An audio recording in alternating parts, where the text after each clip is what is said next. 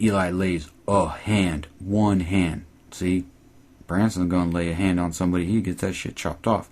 But anyway, Eli lays a hand on Emma. He lays a hand on Emma, and quick as fuck, Kieran's there. He's like, boom, wait. He's like, I'll strangle you with your goddamn apron. Like, what the fuck are you doing? Like, don't touch my girl. I'm going to kick your ass, blah, blah, blah, blah, blah. And then he's like, he tries to control himself because he's like, oh shit, I'm the killer and I'm going to get in trouble if I beat this motherfucker up. He's like, you ever touch my girl again, you're going to end up like Branson. So anyway, Emma pulls him back. And then Eli says something about like, oh, I didn't even tell her the best part. And Kieran's like away at this point. Like, Emma's pretty much pulled him like a pretty good distance. And he's like, Eli's old nasty ass. He's like, well, I didn't tell her the best part. And Kieran's like, what was that, motherfucker? Like, way across the thing. He's like, what was that shit? And just like, doesn't like stop. Like, he's saying that sentence as he's like cutting through all these people. And Eli just stands there and he's just like, you ain't gonna do pa. And Kieran punches the fuck out of him. Oh, it was awesome. I watched it a bunch of times. Like, I might even have to pause and rewatch that shit right now. Hey guys, this is Mike. Welcome back to Fright Flicks and Killer Theories for Scream on MTV. This is Season 2, Episode 8, Village of the Damned. Okay, I always touch on the fact that these titles all come from horror movies. One thing I never really touch on is how they like intertwine with the episodes. And this one particularly I liked a lot just because of the scene it tied into, which you all know. By this point, this is going to be one of the classic scenes from Scream the TV series. But anyway, Village of the Damned, like all of Lakewood is cursed, basically. Very cool. Love all this. Okay, so let's get into episode specific. This one's Village of the Damned. It was written by Meredith Glynn, who she used to write with a writing partner. I don't know what happened to that writing partner. But anyway, she wrote episode 4 and 7 from last season, which are two of my favorite episodes. And she wrote, I believe, episode 2, maybe it was, from this season. Anyway, she's one of my favorite writers, if not my favorite writer working on Scream, so go figure that this episode was so good. And then it was directed by Gil Kenan, who did an awesome job. He directed Monster House, which you haven't seen that, definitely go check that out. It's a little kid movie, but still, it's pretty fucking awesome. Anyway, so he directed that, and he directed the remake of Poltergeist, which I got about halfway through and just didn't finish, and no one ever told me, oh, you have to finish that movie, so I just never bothered. But, I mean, I liked, I guess, what I saw. I don't know. Anyway, I'm a fan of him as a director, so he did a really good job on this, and I knew he would, and that's awesome. Okay, so we start with the teaser. It's Noah doing his podcast. This is awesome. This is a great way to work everything together, and we knew it would be. He's setting up the fact that the Lakewood Days Carnival Festival is starting. It's very like Jaws-like. He's talking about it's the 100-year anniversary, and there's a shark, quote-unquote, swimming around the waters, waiting to eat everybody. It's just perfect. This is the kind of stuff that's in every horror. He even mentions it later. He's like, didn't we learn from My Bloody Valentine or The Prowler and blah, blah, blah. Like, this is one of those strange staples of horror movies, of slasher movies, whatever. Animal attack movies actually tend to all have these for some reason. But anyway, that there's, this big festival thing coming up. I mean, very cool. And as all of that's going on, he's giving us his awesome little rundown. We cut to Audrey's bedroom. Spending a lot of time in Audrey's bedroom this season. I don't know. Anyway, we go to Audrey's bedroom. She wakes up. There's like blood on her face.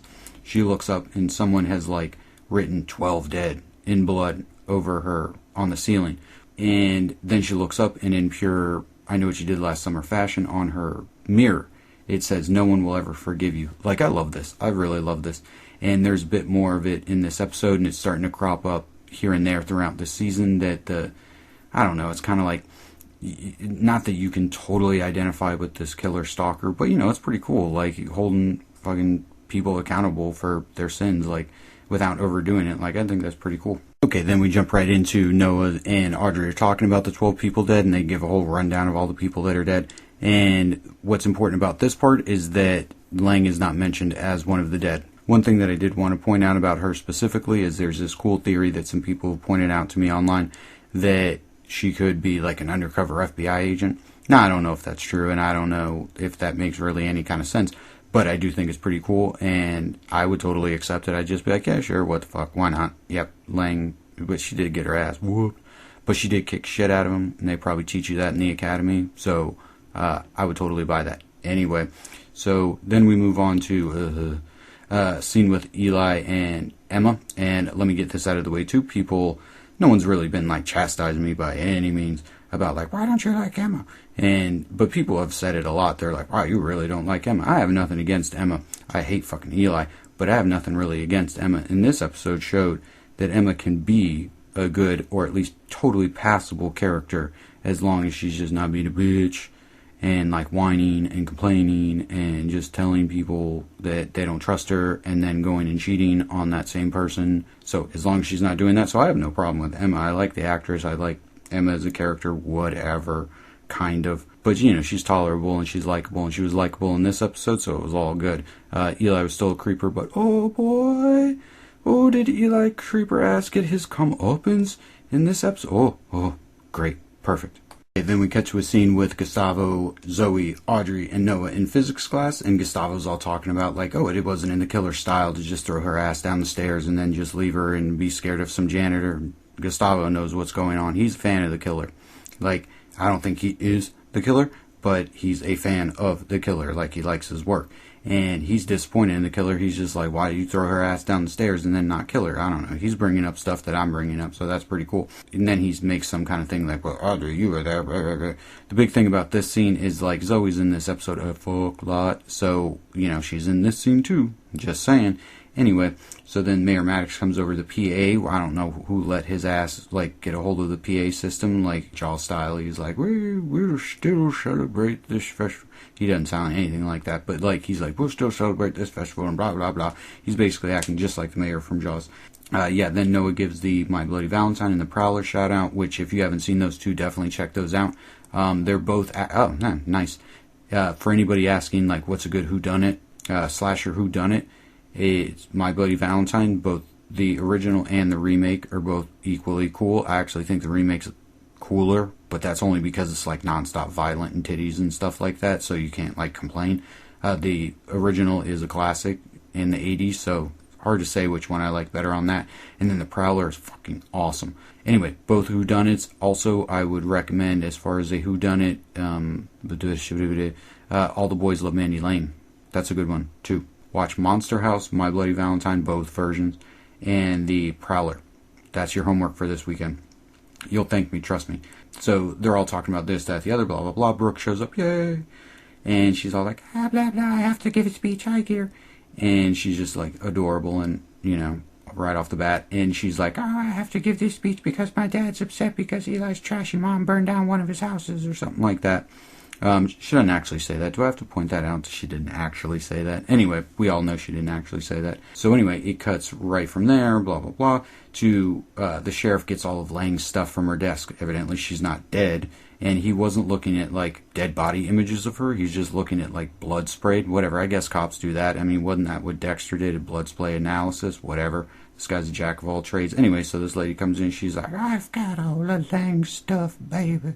You want to look through it? And she says specifically, she's like, it's all been like counted into inventory. So even though he steals this tape, like he knows fucking better. He knows that that shit's been accounted for. He looks through it all and he steals the tape that's marked Gustavo. One thing to note on this is there's notebooks on there and there's a little thing, a sticky note stuck to it that says, must convince her to come to you about death of girlfriend. Bom, bom, bom. So anyway, it's just basically like Lang was, leaving herself little notes that she needs to manipulate Audrey into coming to her to talk about Rachel. I assume. I mean, this could mean a lot of different things, but come on, probably that's all it means. And it was such a throwaway little detail that probably doesn't mean anything in the big picture. But, for all you people out there who still want to believe that Lang might be in cahoots, #cahoots, with the killer, even though she drop-kicked the dick off him in the last episode, that's a little bit of stuff for you to go on right there. So anyway, he steals Gustavo's tape. Then his deputy comes in and is like, hey, there's burnout house. You want to go to it? He's like, sure, I'm not doing anything. So they go over to this burnout house and they find all the dead bodies, right? And all the dead bodies, all 2 of them. But anyway, they find the dead bodies. Last episode, we saw Branson woke up. And this episode, we find him dead. However, there's a little thing that kind of sticks out to me about that, and I don't know, but Daisy's sketchy, and I don't fucking trust anything about Daisy, and Branson's, like, of age to, like, be a love interest. And if we know anything about Daisy, is sorry about this, Daisy's mom, or Emma's mom, but she's a hoe for show, like big time. And so like the fact that she could be hooking up with Branson is totally in the realm of possibility. And she, handless or not, she's still gonna be like, But anyway, so she could have been the one who's like, this was Seth Branson, and I got a fingerprint off of him. Can you get a fingerprint off a dead body anyway? Or burnt to a fucking crisp dead body? Whatever, let's just assume that you can. I'm going to assume that you can't, because I bet you Daisy is trying to fuck him, and like, like the house was burning down, and because Branson's never dead. Branson doesn't fucking die. But anyway, he's like, oh shit, and so he brings out like his cell phone or some stupid shit. He's got an app that if you got your hand cut off and end up in a house on fire, like it calls you, like your killer girlfriend to come pick you up. Anyway, so he's like, oh shit, calls Maggie, she comes and gets him, they throw another, blah, blah. That can't be true. Like, I overthink things, but that's kind of my job.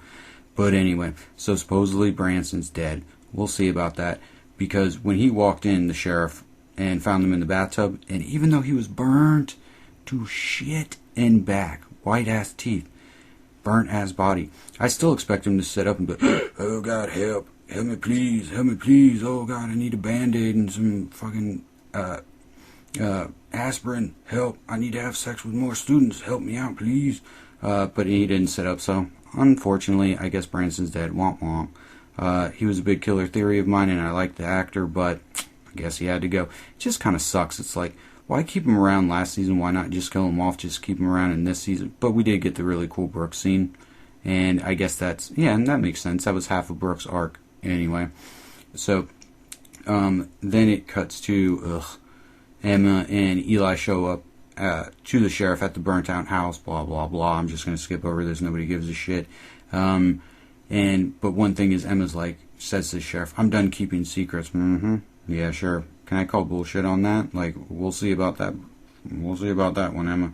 Anyway, so then it cuts to Emma talking to the sheriff, and the sheriff's like, I have something very important to tell you. Big reveal. Bom, bom, bom. Eli is a creeper. The entire audience all around the world just goes, no shit. Emma, however, on the other hand, is like, oh my God, I can't believe it. It's like, his creeper like, you've called him a creeper multiple times. He is a creeper. Everybody knows he's a creeper. Everything he does is creepy. He's like, everybody hates him. Even his own cousin hates him. I'm pretty sure his mom probably hates him. If she wasn't trying to have sex with the mayor and had time to spend time with him, she'd probably hate his ass too. So anyway, the sheriff's like, yeah, he's creepy, and he sneaks into girls' rooms, blah, blah, blah. And Emma's like, I think you made a mistake. And he's like, well, he's, whatever. Blah. And so everybody in the entire audience of Scream is just like, no fucking shit, Emma. And even the sheriff's like, maybe it's not a good idea to be going to abandoned places with creeper-ass boys. And she's like, I think you made a mistake. It's like, you went into a fucking abandoned building with them, had dead bodies in it. How do you not smell the dead bodies? There weren't enough of those air fresheners. Nasty old dead bodies. Branson, bloody-ass hand. Anyway, so where's Branson's hand, by the way? Ooh, I just thought about that. That shit's gonna come popping back up Evil Dead style. But anyway, so, whatever. Emma, Eli, who cares? So anyway, let's see. One thing the sheriff says in this scene, starting to go my way on all this, is that the sheriff's like, yeah, Eli's a creeper, no shit. In parentheses, no shit. And he's like, and Kieran was just trying to help you. And basically like, poke, poke. Hey, audience, poke, poke. Eli, who you thought was a good guy, bullshit. None of us thought that. Poke, poke. Actually, Kieran is a really good guy, and he was only trying to help you, which we all thought so anyway. But that basically is like, hey, Kieran can't be the killer because he's such a nice guy, and puts that in Emma's head. Anyway, so then they walk out, Emma and Daisy, who cares? And the sheriff's like, I need to talk to you, and sends his deputy. He needs to talk to Daisy. And then he's like, he calls his deputy over, and he's like, you keep an eye on Emma, which leads to some pretty funny background stuff. Just funny to me, not funny probably to anybody else, with the sheriff and this deputy.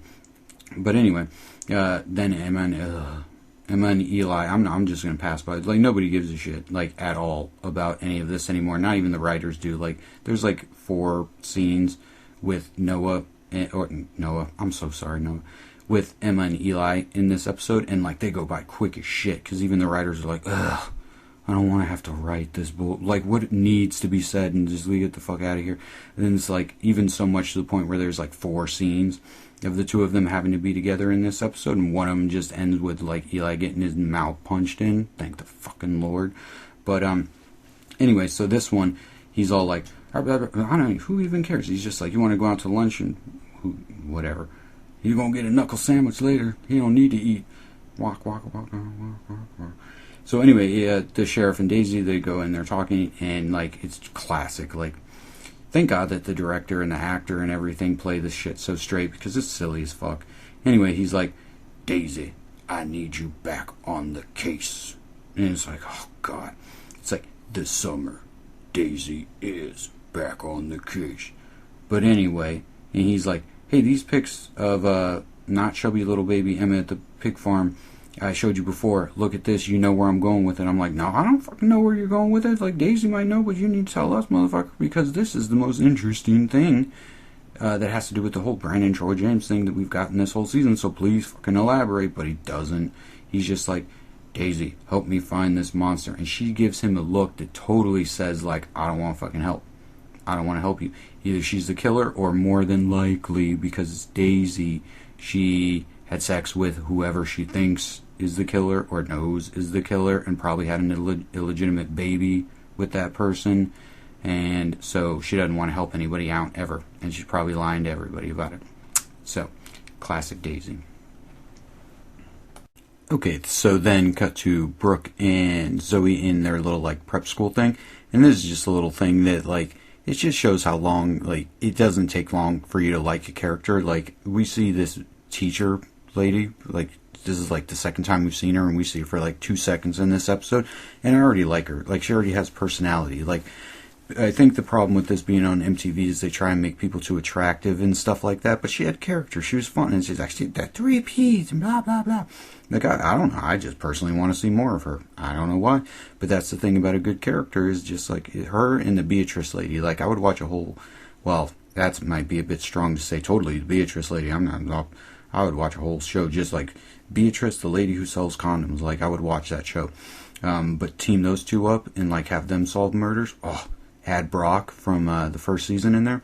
Oh, you totally sold me. Like, I would watch that show every single day. But anyway, so they're in there, and one of the things she's saying, I thought this was kind of funny. Some of you haters, not that I actually have that many, but would agree, where she's like, make your speeches short, succinct, and expletive free. It's like, whoa, holy shit. Like, maybe I need to start taking some of her advice. Anyway, this is one of the reasons this episode was one of the best ones ever. Is like, this episode made me laugh out loud, seriously, and, you know, brought another emotion out in me later, and I'll get to that. But like, when, it's so funny, I loved this moment. I fucking loved this moment so much, where Zoe and Brooke are sitting in the back of the classroom, and Zoe's like, I tried to make a dress or whatever, and I thought it was so beautiful, and look at me, and it's just the most pitiful. Oh, it's so funny. Oh, I still want to laugh about it. Just the most pitiful picture of her. She looks like she's wearing like the ball dress like Belle wears in like Beauty and the Beast. That actually might be the same dress, but she looks so pitiful, and it looks so, it's so funny. And Brooke's just like, ugh. And she's like, oh God, I tried so hard. Oh, poor Zoe. She's totally the killer, but like, oh God, that made me like her so much. Because, you know, she's smart, she's a manipulator. And so what does that do by taking that embarrassing selfie and being like, oh, I'm so, is it gets Brooke to help her. Anyway, so then we cut to the sheriff's listening to Gustavo's tape that he got from the Lang files. And this is one of the interesting things that they hint at later in the episode. But it's basically, we come about somewhere in the conversation, and it's like, that's why you kept the bodies. And he talks about like Ed Gein and blah blah blah and art and blah blah blah. But that's why you kept the bodies. And then there's a later scene, which we'll get into probably a bit more later, where it was like after the gun went off and this, that, the other. So it's like it just seems, piecing everything together, that like something happened, of course, in Phoenix, and there was a gun and Gustavo's friend, and then maybe he dug up the fucking bodies to make his art or whatever. I don't know about all that, but that's some creepy shit right there. Anyway, so his dad's listening to it, hears all this, is like, damn it, Gustavo. And so cut right to the sheriff just ripping his room apart. And I mean, I've studied all the drawings, we all have, on his wall. There were some new ones this week, though. There was Brandon James drawing one of Audrey, a pig head, match. Brooke and Noah, and probably everybody else, but those are the ones I saw. So anyway, the sheriff's looking for the mask, and he's like tearing the whole room apart looking for this mask, which he actually kind of gives up on pretty quickly. Like, he never actually found the fucking mask. Like, boy, I know that you have a Brandon James mask. It's under my roof. I'm the fucking sheriff. This is pretty much what he says. And then he just stops looking for it. Like, don't you think you should probably find out where that fucking mask is before your son's DNA ends up on the inside of it, a la Audrey from the last season? But anyway, so Gustavo comes in, he's like, Dad, don't look through my stuff. And he's like, don't look through my stuff. And he's like, and then they have that whole thing about like, what bothers me is what you did after the gun went off. Like, what the fuck does that mean? And then Gustavo's like, he was my friend. I needed to remember how it felt. It was important to me. What the fuck does that mean? And then he's like, with you, it's always about your art. And Gustavo's just basically like, you think I'm cutting people up and hanging them and this, that, the other? If you think I'm the killer, prove it. And I'm just like, whoa, back the fuck up, Gustavo. He's a fucking sheriff. He totally could prove it, dude. Like, don't be a dick. Anyway, so that was an interesting scene because it was like, all the stuff with the sheriff is like, because the first part ties to Brandon James, Troy James, which is why we all are still here. But this other thing is like, every scene with the sheriff, I'm like, keep talking, sheriff. Like, everybody else talks too fucking much, and you don't talk enough. Like, you start to say interesting shit, and then you stop. Like, fucking keep talking, dude. Anyway, so then we cut to Emma and Kieran, talk about people who talk too fucking much. I like Kieran, of course. We all know that I like Kieran. But basically, they just talk about Eli the whole time. Blah, blah, blah. And Emma's like, oh, yeah, they told me about your stepdad. And Kieran, like, comes alive. He's like, what the fuck was that? What'd that asshole say? And I don't think he runs off, but he might as well have. Anyway, who cares about that scene? Other than Kieran's in it, and he's awesome, and Emma's tolerable in it, so that's good. But then we cut to Audrey in her bedroom, again, and she gets a call from the killer. And the killer says something really pretty cool. At this point, he's like, you're not a victim, Audrey. Remember that. You're a killer. Call the cops. You're done. Confess to Emma. It's over. What's left? Just me. I'm like, yeah! That was badass! Like, I mean, the killer in the series isn't as cool as the killer in the movies, of course. At least with the on the phone. Like, the killer in the movies was just so taunting and has one of the best fucking lines ever, where it's in Scream 4, and supposedly the guy who does the voice, Roger Jackson, for the movies, not the show, but Roger Jackson, like, side note, they would hide him from the cast all the time so nobody knows what he looks like. You can look him up on Google, but you don't need to know what he looks like. One cool thing, though, is if you happen to be a fan of Powerpuff Girls, I don't know, I'm not, but supposedly it's a good show. So anyway, he did the voice of, like, Professor Monkey Head or something, I don't know, anyway, which I just thought was cool because I'm aware of that character. But anyway, same guy. So anyway, in Scream 4, when they were filming it, he was like, can I improvise something? And Wes Craven's like, yeah, sure, go ahead, why the fuck not? And he's like, and he gives that awesome line where he's like, he's talking to Sydney, he's like, I'm going to slice your eyelids in half so you can't blink when I stab you in the face. I'm like, damn! Like, can you even say that on TV? He doesn't curse, but damn! Like, I don't think you could say that shit. Anyway, so the killer doesn't have great lines like that, but this is a pretty damn good line. Like, I just wish there was more of the killer. That's it, truthfully, and I don't like talking about this too much. But if I was a writer for this show, what I would do is have more the killer. More killer talking, more killer behind the scenes, yada, yada, yada. That all is difficult because then it's like, oh, you give away who the killer is. Not really, because, like, if you establish flashbacks, flash sideways, mess up the timeline, enough stuff could happen. separate times, whatever. Anyway, so let me see, where am I? All these digressions, jeez.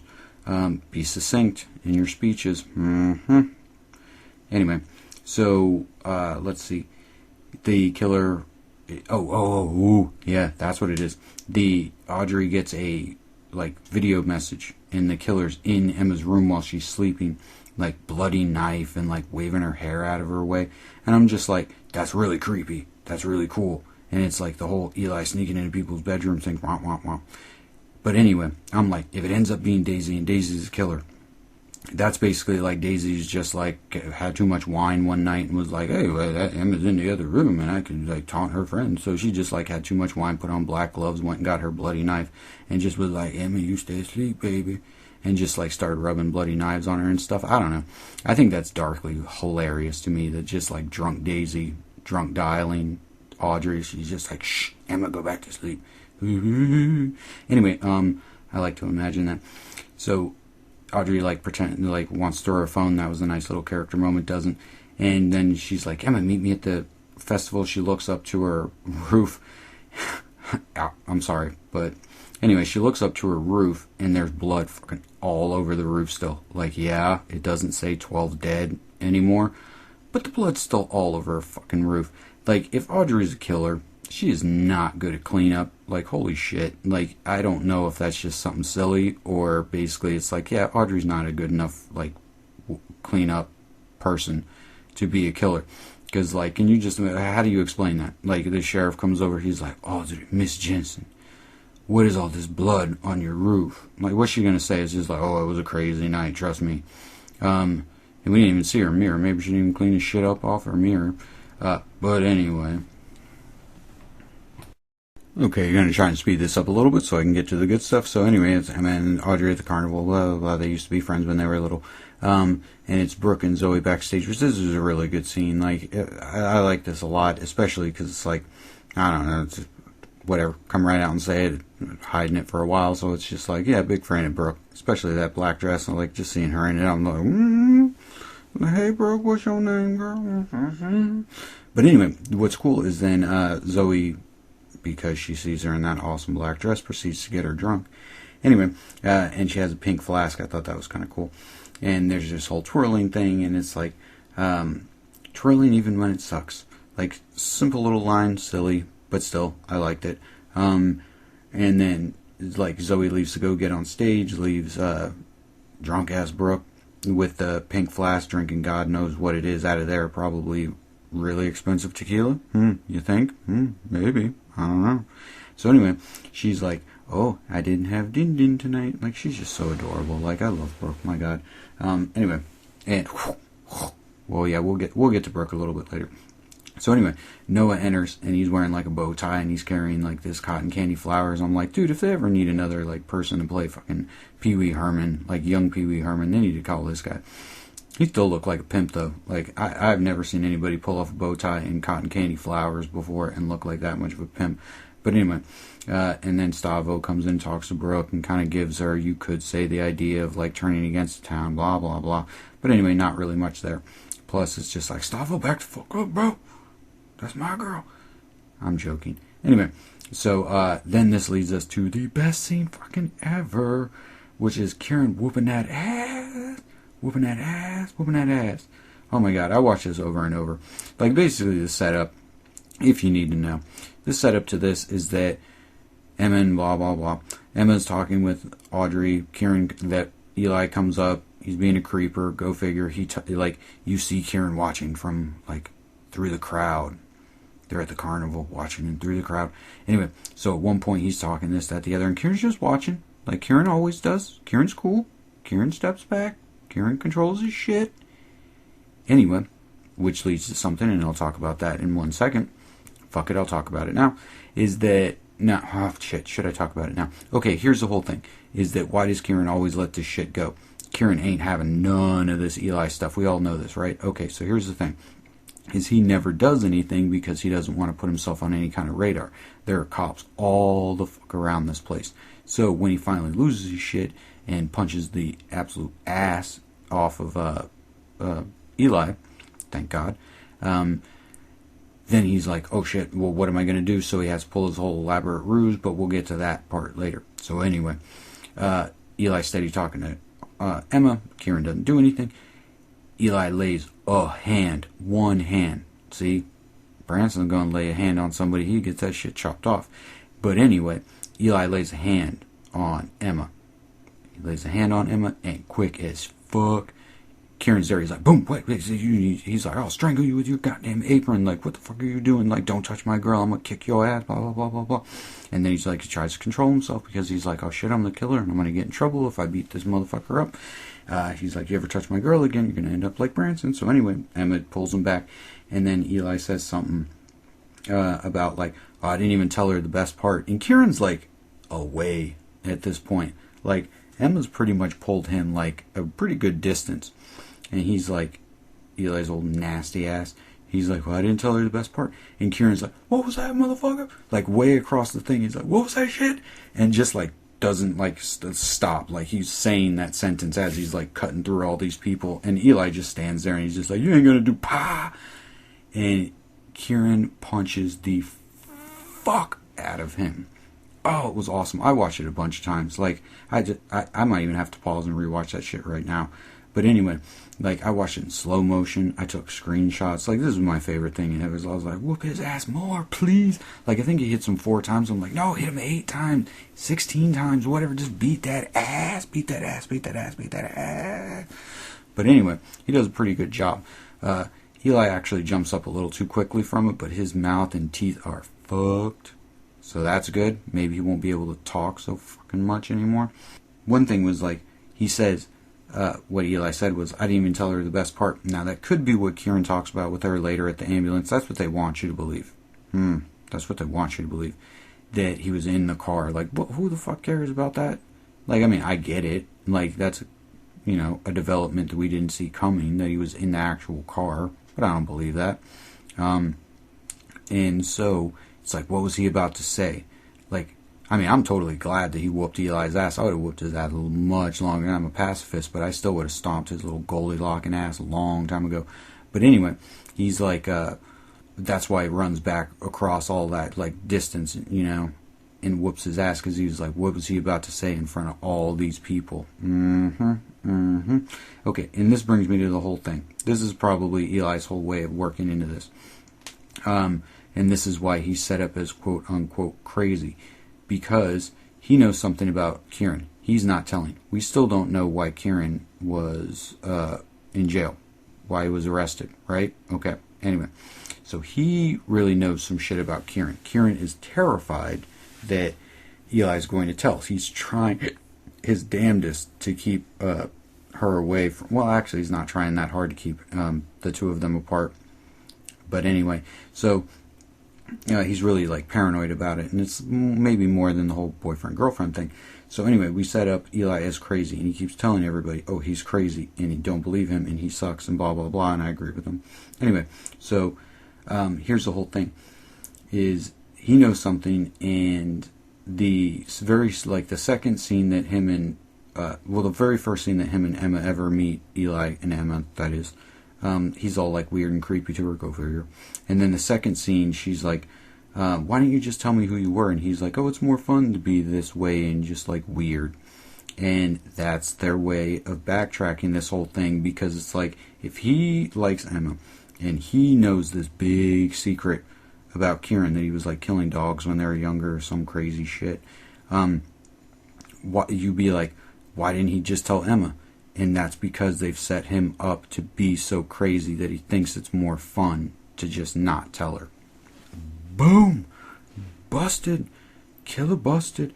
And the only reason he hasn't killed him or anything like that is because he's family. That I've been wondering why they brought in Kieran's family into this.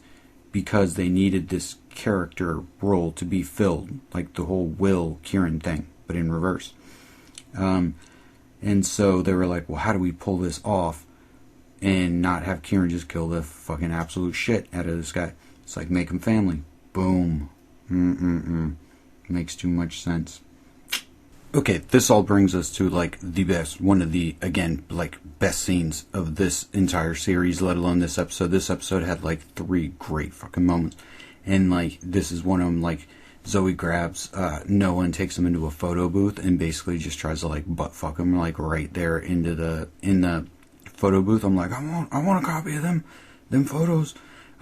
But anyway, so she's, like, literally trying to take his clothes off. He's like, don't you think we should have, like, a place with a door? She's like, yeah, that's probably not a good idea. But anyway, she's just like, yeah, take everything, leave the bow tie on. But see, here's the thing. This is what I think is going to be Zoe's whole dilemma. Like, you know, it's cliche, but I like the actor so much, I bet you they'll be able to pull it off. Is Zoe's whole dilemma as killer. Boom. And, okay, we can just get into this a little bit right now. Jeez, yeah, Zoe totally the killer. Kieran totally the killer. I don't know exactly how. This is all I need to figure out, is why they're working together, what their motive is, da-da-da-da-da.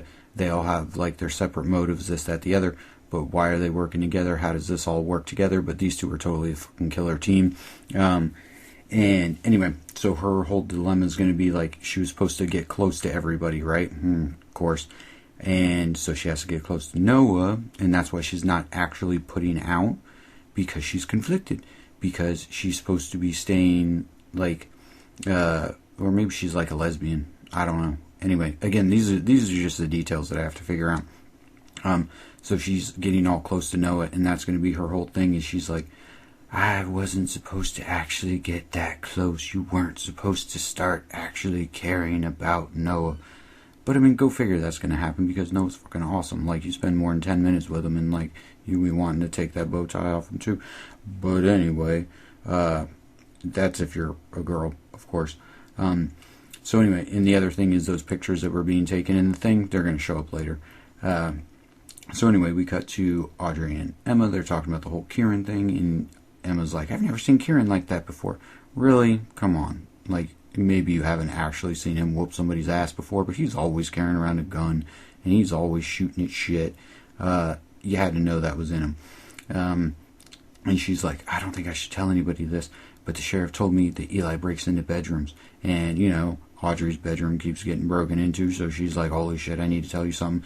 She's been like, I've been getting creepy messages. You're saying that Eli's creepy, like no one fucking realized this until now. Do you think that creepy Eli could be the one leaving me creepy messages? And Emma's just like, oh my god. Bom, bom, bom. And so then we go right to Zoe's finishing up her speech. And she's saying, small towns are a great place to launch big futures. That's why I love Lakewood. Now, see, here's the whole thing, I think, with her, too, is that, she's doing the Lady of the Lake pageant to get closer to Brooke. But remember, she said she wasn't a part of anything, yada, yada, yada. So I just think she would think that it was kind of, like, ironic and funny that she, being the killer, and this town is cursed, and da-da-da-da-da, that the killer in the 100th anniversary that we're going to go through with anyway, even though we shouldn't because there's a killer running around, that the person they literally crown Lady of the Lake is the new killer. That's just too much iron. Like, that's too good to pass up. Like, Zoe is the killer. Like, I'm going to wait, like I said, to make my final killer theory on episode 10, but truthfully, I don't think anything that they do, like, if Kieran or Zoe die, or any of those pictures you guys are sending me on Twitter about, like, makeup effects and stuff like that, I'm not going to ruin it or talk about it too much here, but I don't care. I seriously don't care at this point, like, what they do. Like, they could basically chop their head off, and I'm still going to be like, oh, well, it was just makeup chop. These two are totally fucking killers. Like I said, I just got to figure out how it all works together now. But anyway, so yeah, Zoe's whole thing is great place to launch big futures. And so her whole thing, she might be like that one killer from Scream 2 where she doesn't, like, want to die, you know? She wants to go on and, like, maybe not even be discovered, and then write some kind of book on sleep and Emma and stuff like that. And maybe she was working with, like, I don't know. This is all stuff, like I said, I have to figure all these little things out. But anyway, all this leads to the best scene that has ever been in MTV Scream. It is going to be very hard to beat. You know what I'm talking about, Brooke's speech. Yeah, so anyway, Brooke's speech. So let me just, we're all friends here. We can all talk about this kind of stuff. I'm not that kind of guy. Like, I don't fucking, like, I don't cry at funerals. I don't cry at anything. And, spoiler alert, I'm just going to tell you I didn't cry at this scene. But, like, holy shit. Like, give this tiny little blonde girl an Oscar for TV right now, her Emmy. Like, give her all the Emmys. Like, she wins Best Supporting Actor, Actress, she wins everything for this. Like, Brooke used to be not the greatest, even though I was a big supporter of her in season 1, she was not a good actress in season 1. I don't know what the fuck happened to her, but, like, she got really fucking good, and she murders this scene. Like, this is the best thing that has ever been in Scream. Like, this is genuinely fucking just, like, great shit.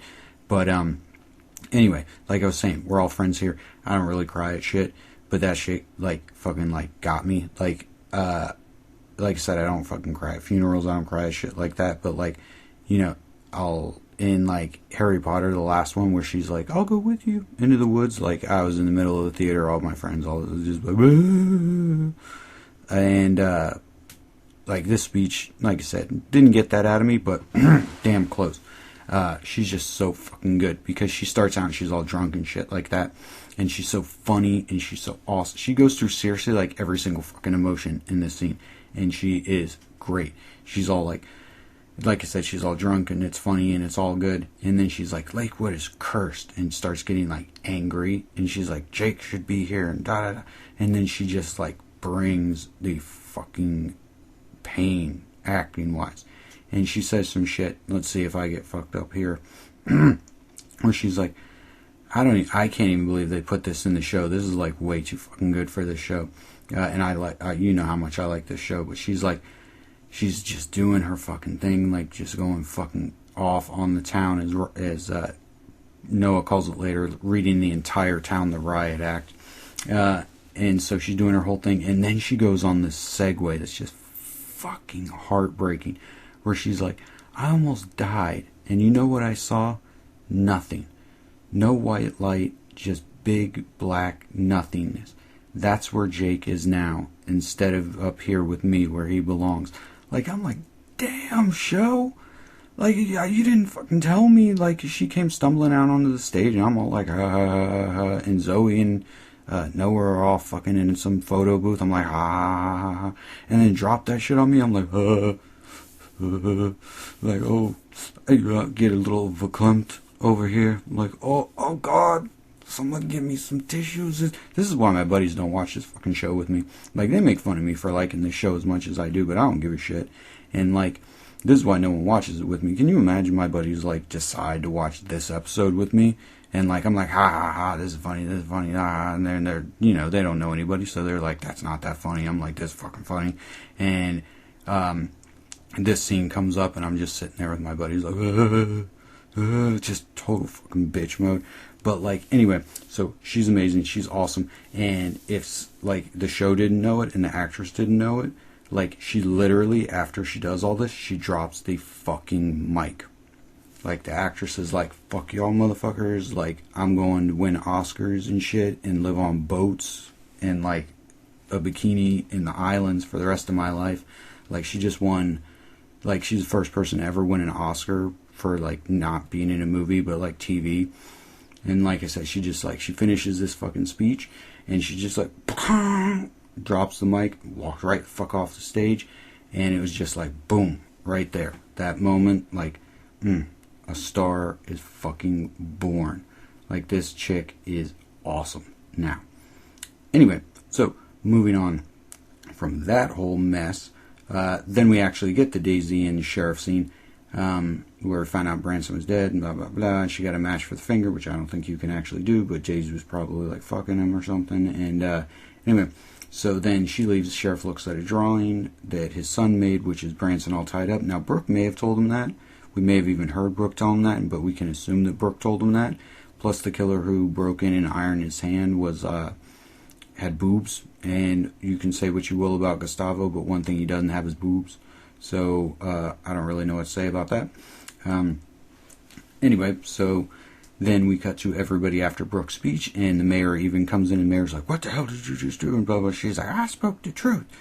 And, like, even he isn't a fucking dick. He's always a dick. Like, always, always, always a dick. Like, that's his character description. Like, he wears suits and he's a dick.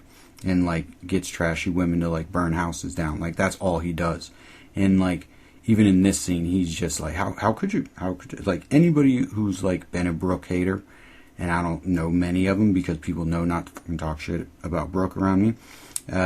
If there is any Brooke hater, like, what the fuck are you going to say after this episode? You're going to be like, oh, I hated how, like, she was, like, an amazing, like, actress, and she went through every single emotion that human beings are capable of. Like, nope, ain't going to hear it. Not shit. So anyway, even the mayor, shitty-ass mayor, he's like, what the fuck did you just say all that stuff for, Brooke? And she's like, I spoke the truth, Daddy.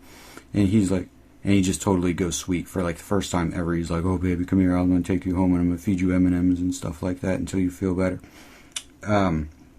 Which I can totally see. So anyway, as Brooke is being amazing and totally stealing the show from Noah and Audrey and everything else that's awesome about the show, stank-ass Emma, who isn't so bad this episode, I have nothing against Emma, but damn, next to these other actors, holy shit, you need to step up your game. So she gets a text from Kieran. Kieran's like, meet me behind the Ferris wheel, so she fucks off. Noah turns to Zoe and is like, so you got Brooke drunk? She's like, oh yeah, well I brought a flask because I need it for nerves. And Noah's like, why? That speech was amazing. She wasn't talking about being nervous for the speech, even though she said the number one fear is public speaking. That's just to set this whole thing up so people can, like, seriously, they wrote that line so they could be like, well, when some asshole on YouTube is like, that's why he did this, and somebody can then say, oh no, but she said earlier that she had a fear of public speaking, and that way we cover our asses. Like, that's seriously like the only reason they wrote that line. So anyway, no, well, she's the nerves of all the shit she's going to have to do in these next few scenes, which, this is where, like, I mean, that's what I'm saying. Like, all these great scenes, the Brooke scene takes the cake, but then this upcoming scene with Emma in the funhouse is fucking as good as Scream gets. Okay, so Emma runs to the Ferris... Well, she doesn't run to the Ferris wheel. She goes to the Ferris wheel. She gets a call from... well, one cool thing before that is that I didn't miss it. They're playing Daisy in the fair music in the background. That was an awesome fucking detail. I was like, oh yeah, here we go.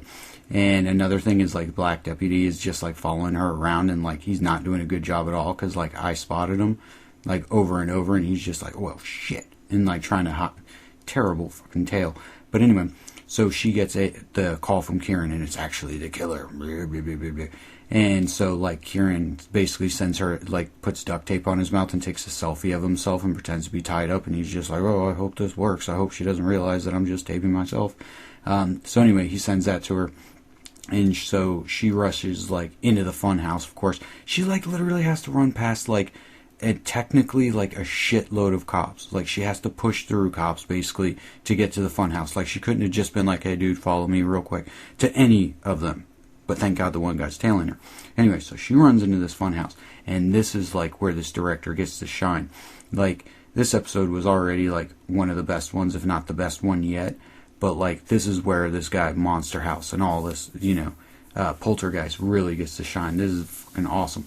Like, you know, I really like this new Ghostface. I like Ghostface in general, but this new Ghostface is, like, cool and shit, and freaky. But, like, he was the least scary thing in this fucking, like, fun house. Like, he screwed up in that way. Like, he ain't fucking scaring me. Like, all these goddamn clown heads, and even, like, that dumbass duck that, like, pops out, and the stupid-looking dog, and all that kind of stuff. All those things are fucking scarier than the Scream costume. He shows up and it's like, oh, thank God, a welcome face. Like, just, you can kill me. Like, just get me out of this fucking fun house. I would not have stepped damn foot in there.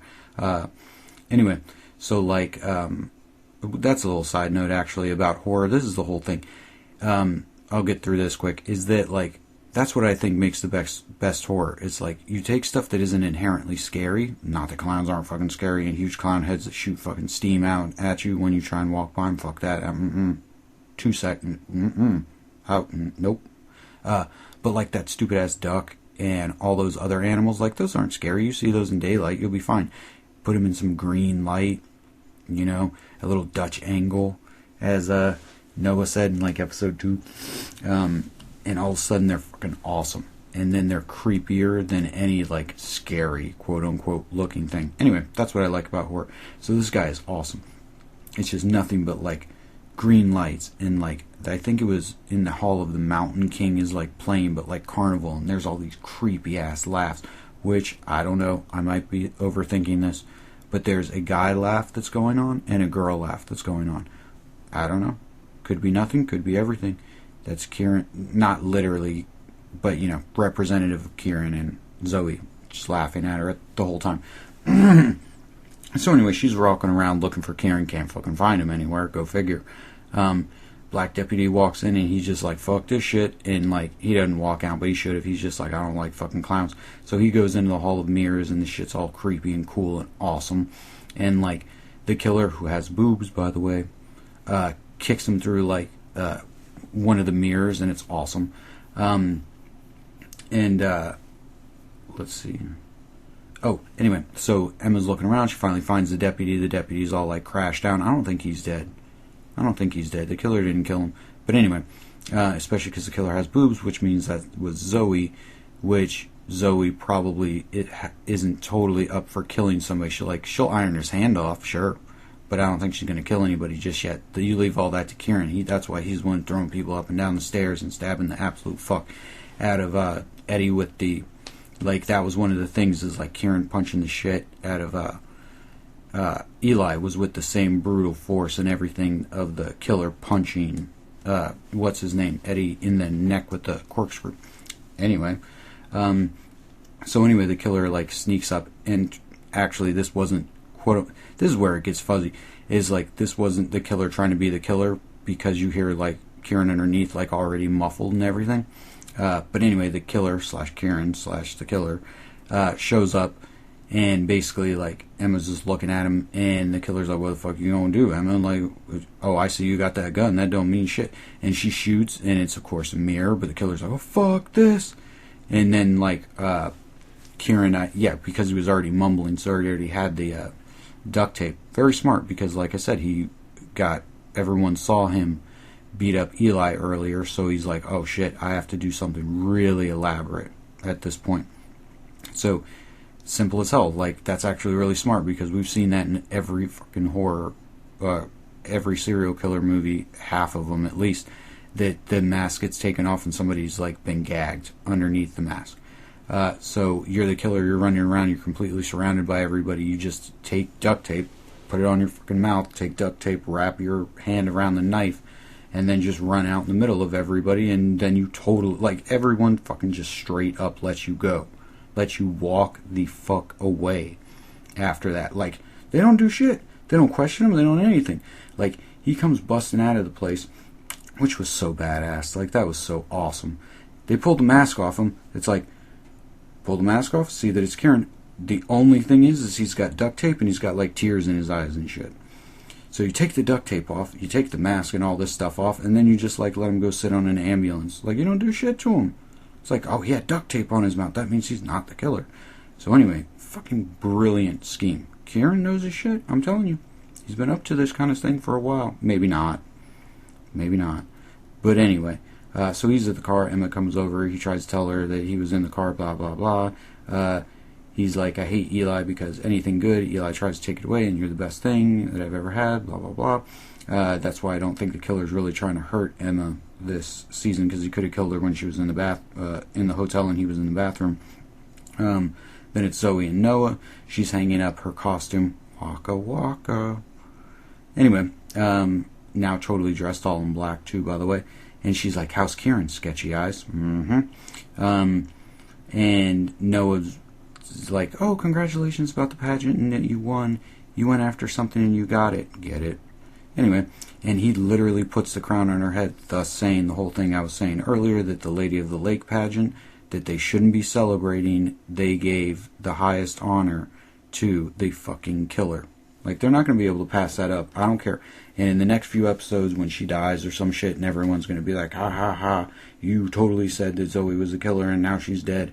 And then I'm going to say, ha ha ha ha, just wait. And then in episode 12, like, Zoe's dead body's going to come back to fucking life.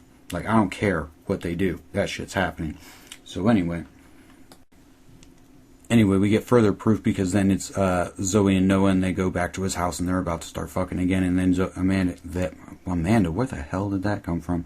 Audrey gets in the way of it again, blah, blah, blah, because she doesn't actually want to hook up with him, I don't think. So, like, every time she starts to get close and anything really stops him, which is always Audrey, she takes that opportunity to, like, break it all off. Anyway, so the other reason she's probably the killer is because, like, remember in the original Scream, it was, like, take the virginity of the main heroine, and it's always the whole, like, boyfriend killer. What if it's girlfriend killer? Boom. You see? Like, Noah's the final girl, and just like Billy took Sydney's virginity, the killer is going to take his virginity this time, and it's going to be, instead of Sydney's boyfriend, it's going to be Noah's girlfriend, who ends up being the killer. Boom. Zoe is totally the killer. Jump on board. It's fun being on the winning team of this one. But anyway, so she just leaves him, and poor fucking Noah. Noah's going to explode one of these days. Like, she's left him hanging bad. Like, multiple times now. Like, it just reminds me of that part of the Nutty Professor with the grandma where she's like, all that years of wanting, just wanting and wanting, whoo, might make your head blow off. That's about what's going to happen to Noah. Like, we're going to get one more scene where Zoe's like, oh, come on, come into this photo booth and I'm going to fuck you and blah, blah, blah. And then Audrey's going to call because somebody's going to get half murdered, but not for real. And she's going to be like, I don't think we should do this. And Noah's head's just going to go and explode, and we're not going to have any more Noah anymore. Like, he can't take this shit much longer. Speaking of hooking up, Brooke calls creepy ass Gustavo to come over. They sleep in bed together. Nothing much else happens. I don't really, whatever on that scene.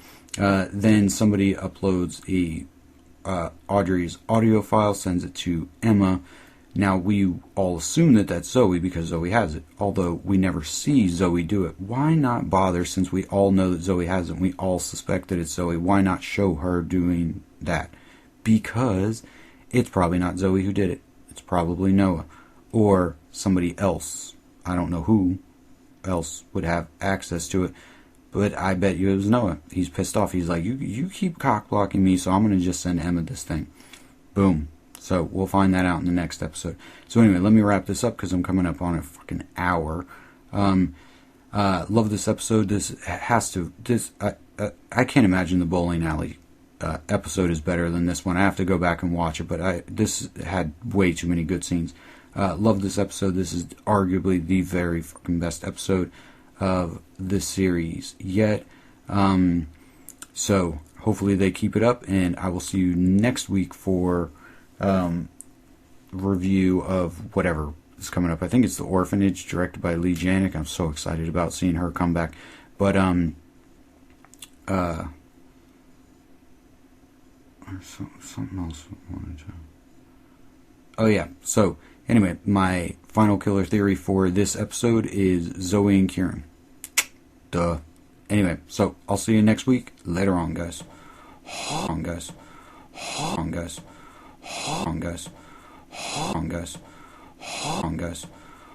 On guys.